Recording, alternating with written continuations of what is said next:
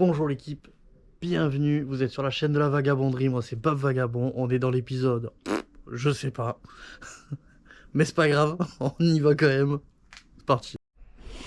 Cet épisode il est tout particulier parce que je me trouve chez Jean-Claude, papa d'Alexandre, Alexandre Croustini. Vous l'avez pas vu, en fin de vidéo, je vous mets la suggestion, vous irez jeter un oeil au Croustivlog. Le tout premier épisode d'une longue durée, je l'espère. Bref, je suis à l'Anester et on va découvrir pas mal de choses. J'ai pas tout à fait le programme, c'est plein de surprises, donc ça c'est cool. Et pour moi, c'est la découverte de la Bretagne et de la culture bretonne. Et je pense que ça va être bien. Allez, on se retrouve tout à l'heure. Première étape, direction le cimetière des bateaux, c'est ça ? Oui. Parfait. À Kerhervie. Ah, comment ? Kerhervie. Ok, Kerhervie. Bon, les noms des villes, etc., c'est un peu compliqué pour moi, j'ai pas l'habitude. On est en Bretagne ici, hein. Voilà. Faut s'y faire. Hein. Voilà. Donc, je suis avec Jean-Claude, je vous le montre très rapidement. Hop, salut Jean-Claude. Voilà, je suis Jean-Claude, le papa d'Alexandre. Oui. Et donc j'ai rencontré Raphaël en Ardèche, chez Alexandre. Exactement, ouais. Et puis donc je lui ai proposé de faire une petite halte en Bretagne et pour lui faire visiter un petit peu la région. Voilà, donc là on va à Kerhervie, c'est juste à côté, au cimetière des bateaux. Ouais. C'est là où les bateaux viennent mourir depuis des siècles, je dirais. On verra ça. À tout à l'heure. Voilà, parfait, il a tout dit. Je vous laisse sur ces belles paroles. Putain, voilà, magnifique. Le cimetière des bateaux. On arrive. Voilà. Ah ouais, ok. Voilà, avec des bateaux échoués. Et puis on va aller je vais passer par là.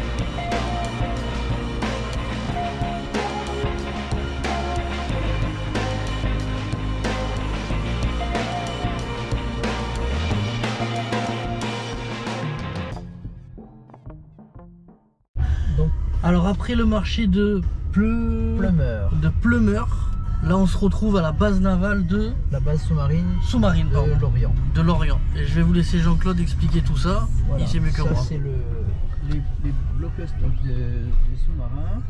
D'accord. Que les Allemands ont construit avec des murs de 5 mètres d'épaisseur, Okay. des portes blindées. Ah Voilà. oui, ouais, en effet, ouais. Et j'ai travaillé là-dedans d'ailleurs, sur les canons de 57. D'accord. Là, dans la deuxième alvéole, celle qui correspond au sous-marin qu'on voit là. Ah Voilà. oui, ah oui, en effet. Voilà, un sous-marin. Waouh. Ah Voilà. oui. Waouh. Voilà. On va aller, C'est énorme. Donc on va aller visiter ça. on va visiter la C'est base des super. sous-marins. Base des sous-marins, c'est parti. De surface et le sonar de profondeur. Ok, en haut, Devant, ouais. surface, Ouais, ouais. et là, Profondeur. profondeur. Et le sonar à l'intérieur qui détecte les présences. L'épaisseur des portes en acier.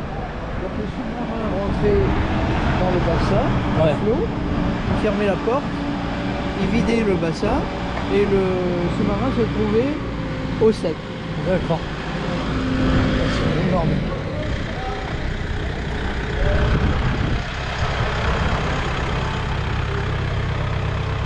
Voilà, donc le sous-marin rentrait à l'intérieur à flot, il fermait la porte. Ok, Voilà. le sous-marin donc il rentre. On ferme la porte. Désolé, allez-y. Bonjour. On ferme la porte au bout et puis il vide le bassin et le sous-marin se retrouve au sec. D'accord. Pour carénage, préparation, etc. Donc Donc ça se remplit jusqu'en haut? Non, hein? Ça se remplit jusqu'en haut? Non, non, ça se remplit là. Ah, juste là, C'est au niveau d'accord. de la mer. Ok. Ah oui, d'accord. Et quand il ferme, il vide. Ok, d'accord. Et le sous-marin se retrouve au sec. D'accord. Et à ce moment-là, ils font le carénage. Là, c'était pour mettre un ponton, ce qu'on appelle un ponton. Ah oui, rue pour travailler. Un ponton qui se déplace pour soulever des charges D'accord. pour travailler sur les sous-marins. Ça l'équipe, c'est la porte. Tes mains, la porte. Donc on a une plaque là. Alors on voit pas super. Et après, Ça fait au moins 5 cm d'épaisseur Ouais, au moins de 5. blindage. Ouais. et après on a toute cette partie là. Mais c'est énorme. Avec les quoi. impacts de balles ici, parce que ça a été vraiment... Ouais, un pack de investi. balles. Ouais, C'est fou, c'est fou, c'est fou. L'image que j'ai que je parte d'Amiens, toute bonne chose, tu sais... Alors, le sous-marin Flore S645. C'est long. 30 jours de plongée. 30 jours. 53 hommes. Waouh. À 300 mètres. 8 tubes en sortie. Alors attends, tu m'as dit 8 tubes en sortie. 8 tubes lance-torpille. À l'avant. Il plonge 30 8 jours. à l'avant et de 4 à l'arrière. D'accord. Il y a 12 tubes en sortie avec des sorties de 7 Ok. mètres de long. Voilà, là tu les as les tubes Regarde. en sortie. À l'intérieur, ils ouvrent, ils rentrent un torpille de 7 mètres de long dedans, ils Sept. ferment, Ah ouais. et après ils ouvrent la porte de devant, l'eau rentre, et ils ont ce qu'on appelle un dashpot. D'accord. C'est-à-dire qu'il y a un piston qui va lui envoyer un truc au cul pour la foutre dehors. Et après, elle a un câble qui va lui donner les premières informations. Et après, ça se déconnecte. D'accord. Et elle est pilotée, elle est programmée, elle est cible. pilotée, elle va taper sa cible. Donc du coup, lui, il plonge pendant 30 jours. Ouais, 30 jours. Marqué là. Alors attends. 30 jours. Limité de plongée. Ouais, 30 donc, jours avec il 53 plonge. hommes à 300 mètres. Ouais. Il plonge 3 jours avec 30 jours. 30 jours. Il plonge 30 jours avec 53 hommes jusqu'à 300 mètres. C'est énorme. Avec Énorme. 8 tubes lance-torpilles à l'avant et 4 à l'arrière, ça fait 12 tubes lance-torpilles Ah ouais. avec des torpilles de 7 mètres chaque. Ouais, non, non, c'est fou. Ouais.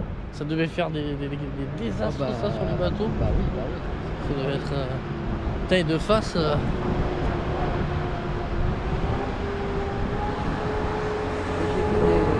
Des périscopes cintrés aussi. Parce Périscope, que c'est quand ils quoi refaisait surface, ils sortaient le périscope. Ah oui, Là, tu as le périscope de veille là. ouais, Et ok. après, tu as un gros périscope Voilà. énorme qui sort.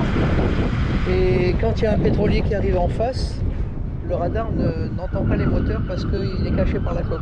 Ok. Donc quand il sort le périscope, il voit un pétrolier qui arrive, rentre le périscope et plongée immédiate. D'accord. Mais des fois, il n'a pas le temps. Ah oui. Il se fait embarquer le périscope sous le pétrolier et j'ai vu des périscopes moins cintrés, je vais te dire, tu vois, comme ça Ouais. et comme ça. Ah oui. Ah oui, parce qu'il s'est fait embarquer. Des Ouais. machins comme ça. D'accord. Eh ben dis donc. C'est fou. Et là-bas, on a de l'autre côté, je sais plus comment ça s'appelle. Si on a le temps, au retour, on les passera. Je me revois. Et là-bas, c'est ce que tu vois sur le...